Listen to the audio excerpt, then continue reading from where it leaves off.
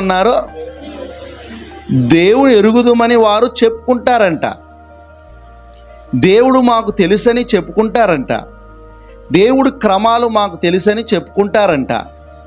దేవుడు ఎటువంటి వాడు మాకు తెలుసని చెప్పుకుంటారంట.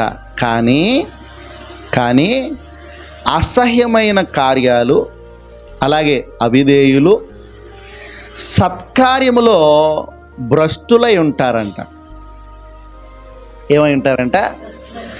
తమ క్రియల వలన అసలు వారికి దేవుడు తెలుసో లేదో అర్థమైపోద్దంట. తమ క్రియల వలన దేవుడు అంటే భయం ఉన్నదో లేదో అర్థమైపోద్దంట. తమ క్రియల వలన దేవుడు అంటే వారికి ఏం అర్థమైందో అర్థం కాలేదో అర్థమైపోద్దంట.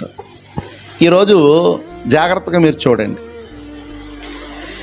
మనం రక్షణ పొందామునంటే, మనం బాప్తీసం తీసుకున్నామునంటే ఎందువలన తెలుసా? నేను పాపిని,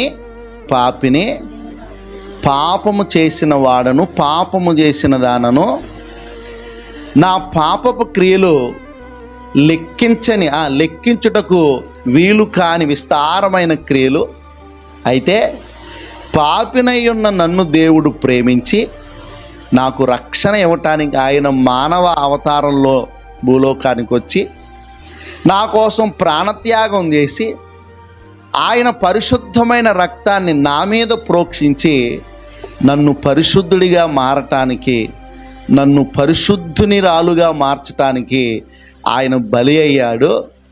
కాబట్టి ఇప్పటి నుంచి నేను చేసిన వాటన్నిటినీ వదిలివేసి మరలా పాత ఆచారాల్లో, పాత పద్ధతులలో, పాత క్రమములలో, పాత విధానములలో నేను వెళ్ళను. అప్పుడు చెడు చేశాను, ఇక నేను చేయను. అప్పుడు నేను మోసం చేశాను, ఇప్పుడు చేయను. అప్పుడు అనేక రకాల ఆచారాల్లో నేను మునిగాను, ఇప్పుడు మునగను.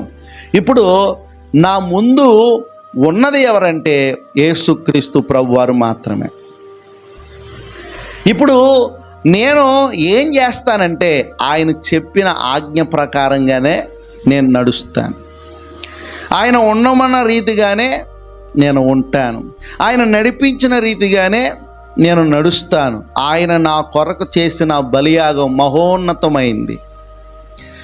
నా తండ్రి చేయడు, నా తల్లి చేయదు, నా తోడబుట్టిన వారు చేయరు, నా విషయమై ఆలోచన